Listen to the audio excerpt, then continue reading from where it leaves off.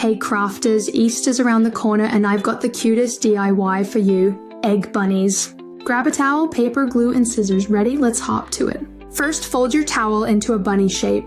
Now cut out paper ears and a cute little nose, glue them on, and voila. Your egg bunny is born. It's that simple.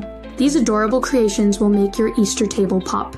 Plus, they're a fun activity for the whole family. Imagine the look on everyone's faces when they see your excellent bunnies. Don't forget to show off your creations in the comments.